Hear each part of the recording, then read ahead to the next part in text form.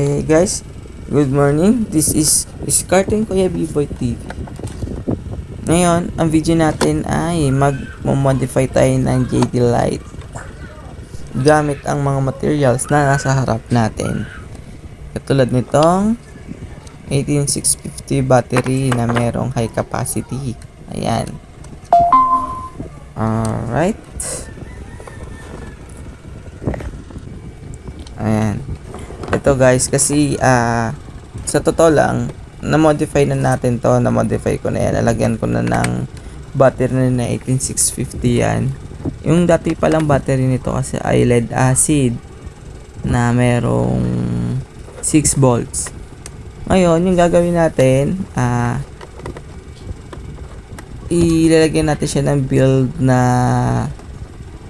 2S o naka-series na dalawang 18650. Bale, meron na pala ito dati. Ayan, kung makikita nyo kasi meron na siyang charging module. Ayun o, nakalabas lang siya.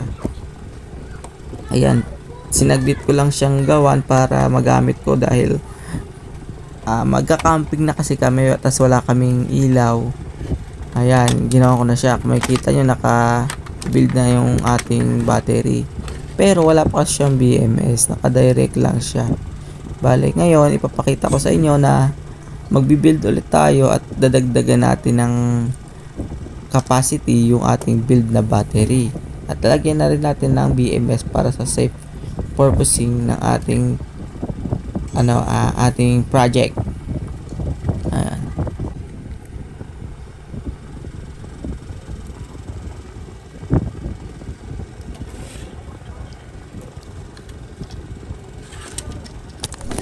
Ayan, bale guys, kung meron kayong JD Light at i-charge nyo gamit yung kanyang naka built-in charger, di ba?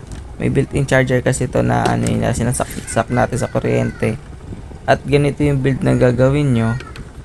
Huwag nyo na lang siyang gawin, tas gawan nyo na lang din siya na katulad ng ginawa ko na naka built-in module. May nabibili naman ito sa mga online store na na 2S. And ito, yan, papakita ko sa inyo.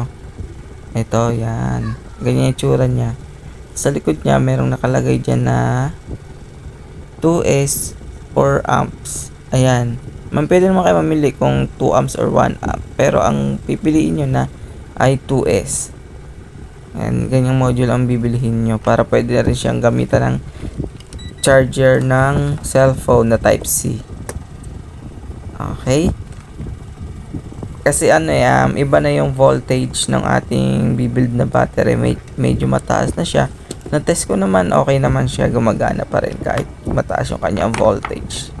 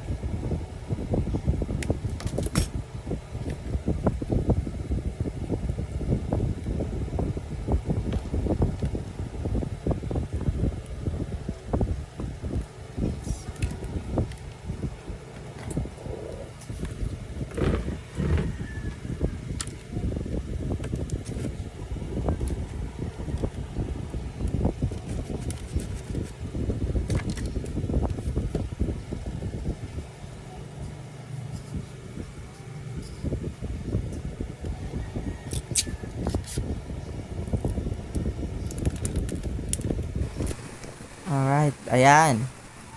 Na-connect na natin yung ating BMS sa battery. Ngayon, check na natin tong ating project.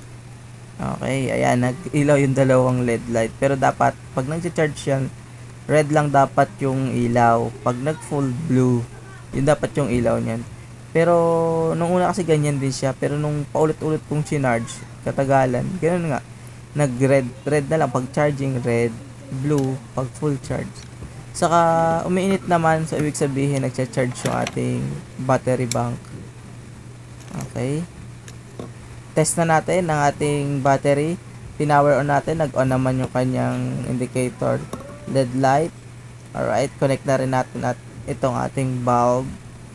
Dalawang bulb na lang ang available sa akin. Kasi alam ko tatlo to dati. Ngayon, nasave ko pa yung isa niyang, ay dalawa. Nasave ko pa yung dalawa niyang dalawang bulb. Okay. Hindi pa nakasaksak. Ayan. Okay, kabit na rin natin itong kanyang mga pailaw. Pailaw ko yan sa camping, sa tent. Yan, connect na rin natin. USB yan. Yun. Yan. Tapos pailawin na rin natin yung ilaw niya. Yung ilaw talaga niya sa bank. Okay. Ayan. Laking tulong kaya nito nung nag-camping kami. Kasi hindi na ako gumamit ng nung dala naming power bank. So, dala naming power bank ay para sa aming mga cellphone na lang. Ito, lang siya sa ilaw. Hindi naman ganun yung natin. Ganun kadalas. Magdamag lang siya nakailaw. So, hindi siya nalobat. Okay guys, tapos na yung ating project. Alright, at isasara natin. Lagyan na lang natin ng ganyan. Ito, yung foam or na pwedeng pang pasikip. Kasi medyo maluwag pa rin siya medyo maluwag. Ayan, lagyan nyo na lang. Kung gagawa rin kayo, ayan, lagyan nyo yung hindi siya naaalog-alog. Pag hindi siya nag-alog-alog, okay na yon. Okay, mas makunat ng ating JD light ngayon. Yun lang, hindi na siya pwedeng i-charge sa solar.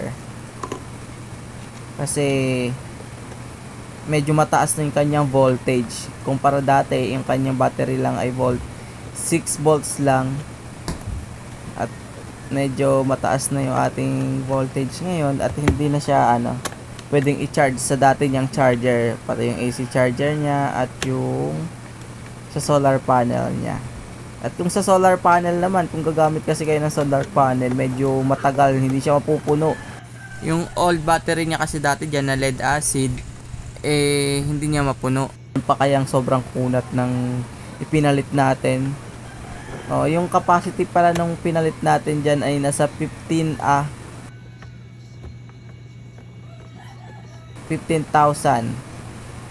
milliampere ang ating ikinabit dyan. So imagine gano'n ka yun, 15,000 na 7.4 volts.